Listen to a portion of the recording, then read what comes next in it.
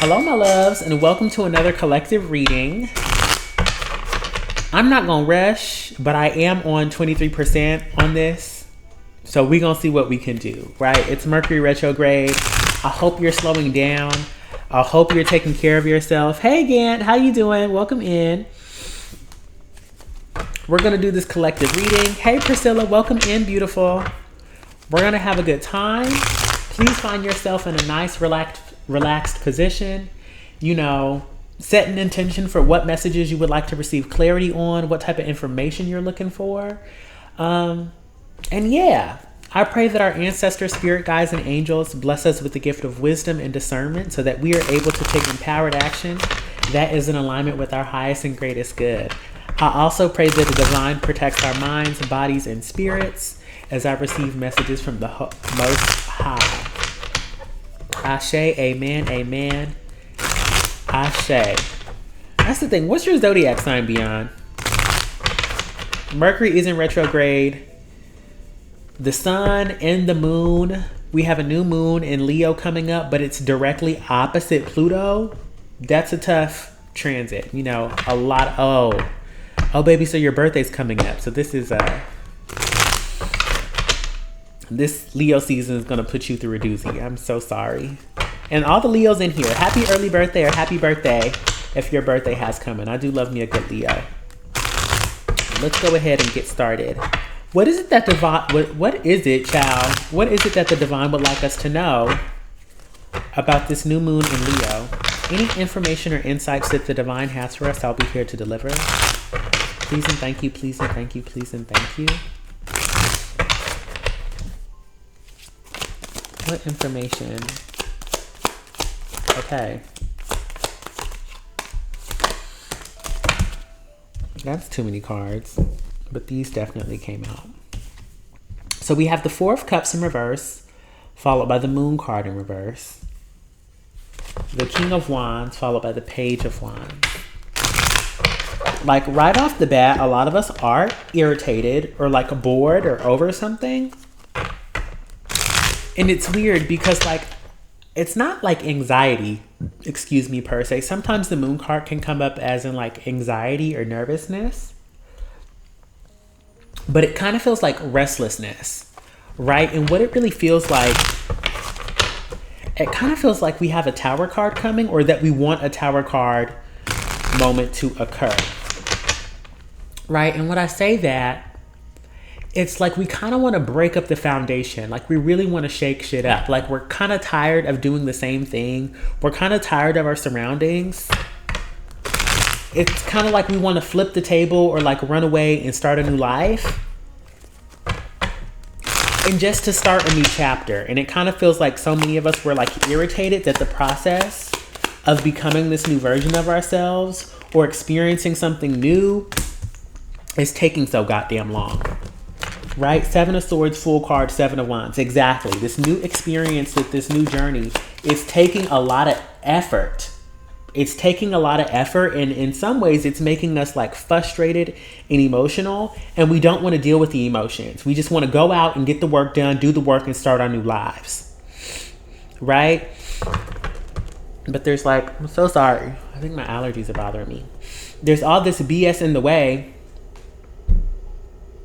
Oh, girl. And see, they be tripping over here. Girl, you don't even know what the tea is, Kylie. She said, repent for your unholy ways. Trying to be like a woman is unholy. That's your problem. The feminine divine is top tier. Trust and know that, Miss Kylie. And I'm not trying to be like a woman. Although I am an it girl. Mwah. Okay, back to this collective reading.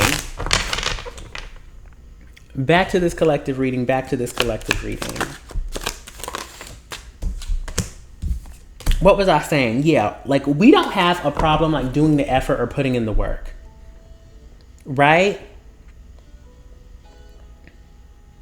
We don't really have a problem about like putting in the effort or putting in the work or like rising to the challenge. It's just that like there's all this BS in the way and that the process is taking a long time. And And we have to keep working and keep trying and keep trying and keep working and keep working and keep trying. And some of us are like, why isn't it here already? Yeah. Let me get this Chariot card, because we have the Ten of Cups in reverse, the Ten of Pentacles in reverse, and the Page of Cups in reverse. And there's something about our emotional perspective, or even like the methods that we're using, which is why we're not seeing results, right? And we also have the Death card in reverse at the bottom of the deck. Can we clarify? Thank you, Nate. And we appreciate you too. Welcome in, Tokyo Diamond. I appreciate y'all double tapping the screen. If you're hanging out with me, please also consider sharing the live session with a friend or two. That helps my algorithm as well. So with this Chariot card, what are you saying with this Chariot card, and what methods or tactics do we need to be? We got the Four of Cups in reverse again. Ace of Pentacles. And there's that Tower card. Okay, so I'm kind of getting two different things, right? With one group of us, it's like related to our money specifically, and how we spend our money and how we navigate our finances, right? And it feels like that we want like a huge lump sum of money, or we just want to go from this place where, like, you know, we're maybe making 30, 40K a year to making 80, 90 a year. Like, we want to kind of make that jump. And because we're not able to make that jump, or we're not seeing the pathway for it, we're kind of frustrated. But the divine is saying with this first group that, like, you're on the path to making more money, or you're on the path to building generational wealth, or you're on the path to like improving your finances. But this Ace of Pentacles here, it's a slow and steady process. A slow and steady wins the race.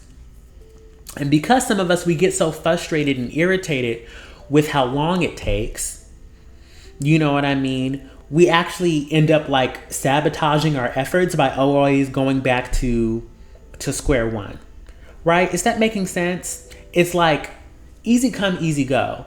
Yes, you can make a jump from making 30K to like 80K in a year. But if that jump is easy, you can go back to making that 30K. You know what I mean? Because the methods that you use to grow your finances, they're not solid. You know, they weren't built on a steady foundation. They weren't built over a long period of time. Right? That's one group. The other group now, this is about like becoming a different person. This is about our time and our habits, and like evolving and becoming a different version of ourselves, right? This is the other thing. Like, I'll use myself as an example. Let's say you go fast, like you fast for like a week, right? Or you go really hard in the gym for like a month, right? And so there's this effort where you're exerting a lot of energy. We're saying, I'm going to go really hard, really fast, and like create this new version of myself. But when you do that, again, it's easy come, easy go. Yes, you can sustain it for like a month, for a couple of weeks, but eventually you're going to fall back into your old patterns because you did not build this new version of yourself slowly. You didn't start by, you know, adjusting your diet, right? And then stretching and doing more, and then like building your strength, and then moving to weights, and then getting a personal trainer. Right? That's ideally, that's a 4-month process to where you organically evolve, right? There's an organic evolution that's not taking place.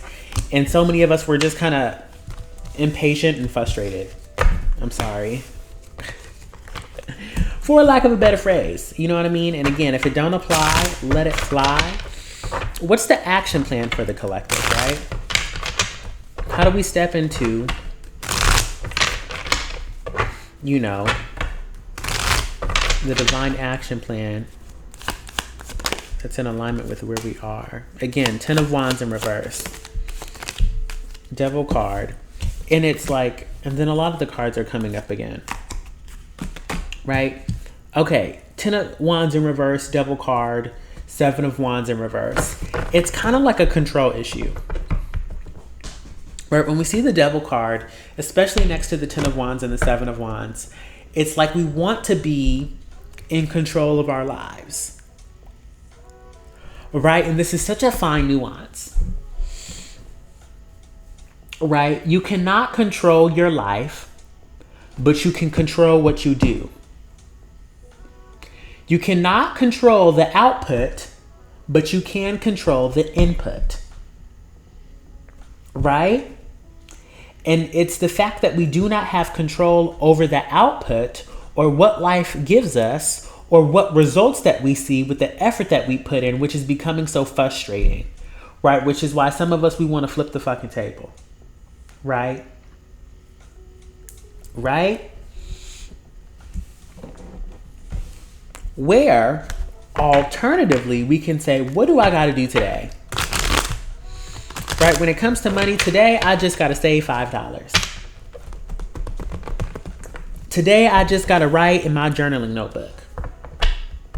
Today, I just got to find a way to cut back on expenses. Today, I just got to make an extra $50. Right? Going back to that health example. Today, I just got to stretch and do 50 push-ups. Today, I just got to go on a walk and eat a salad in the middle of the day. Right? So what is it that you have to do? And what small measurable thing? Again, the divine is saying keep it small and keep it measurable. And as we finish going through this like retrograde seasons are about like reflecting, recalibrating, reviewing, returning to, right? It's a very, very good time for like slowing down and asking yourself, how did the past 2-3 months go? You know, were there any habits that I dropped that I want to pick back up? Was there anything, you know, that didn't work? What's working and what's not working? And how can I again, there's that word thank you, Nate. How can I reevaluate what I'm doing so that once Mercury turns direct, I can, you know, take the edits and adjustments needed and keep going. Full steam ahead. Yes. So there's that discipline. There's that structure. There's the stability. And like, they don't want me to use the word discipline. Because discipline, it's like, discipline can be like being disciplined. Or discipline can just be steady and structured. Excuse me. But this Hierophant, they want me to use the word stable. What stable structures can we create, right? Not something that takes a lot of energy or effort or sucks a lot out of us, sucks a lot on our resources, be they monetary, be they energetic, be they time resources. But what pillars? Again, they're kind of showing me like the foundation of a home, and there's like 4 columns or 4 beams that I'm looking at. And with this new life or this new reality or these new manifestations that we're building, they need a pillar, right? I'm going to go back to those examples. If it's to grow your finances, right, I'm going to learn one new skill every month and put like $50 in my savings account every paycheck, right? Something simple, right? If it's your health, I'm going to take a walk every day. I'm going to eat a salad every day. What's a stable structure that you can incorporate, that you can grow upon? So even when you fluctuate, even when you fall off of things, even when you can't go as hard as you want to go, right? You're always going to have that pillar, that column, that steady structure that's going to keep you grounded and stable. Yes, my loves? Because with that steady structure, there's more messages here. I was going to put these away. But there's something about keeping ourselves emotionally satisfied with this 9 of Cups. We at 10%, y'all. What's this 9 of Cups?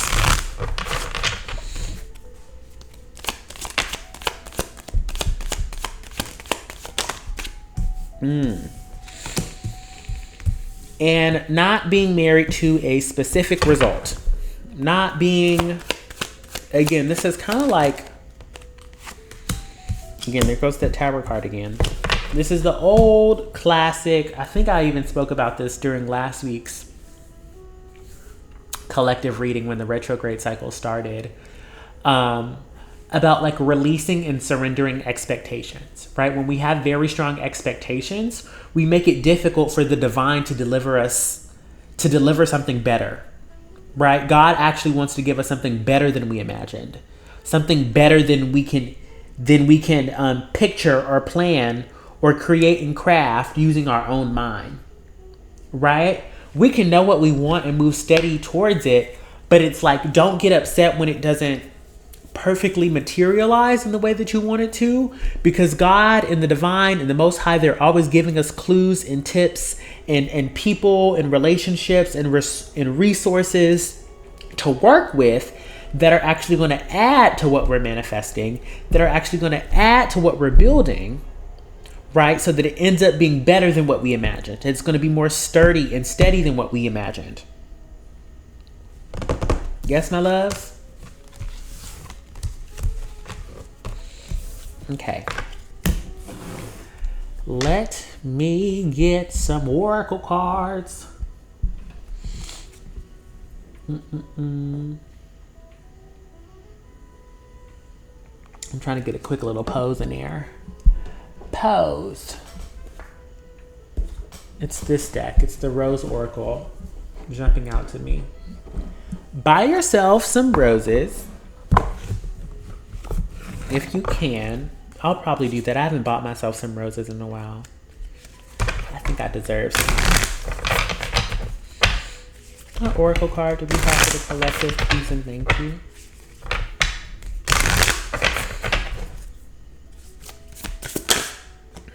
Is it this one? It's this one. This is also something that was coming through, right? I did a collective reading on how the divine feels about the big, beautiful bill. And a lot of feminine energy came through. Like, again, I've been saying this for a while now, that like war is being waged on feminine energy. And this card says, healing the mother line, healing ancestral work, mother line, and growing up. Let me show y'all the card.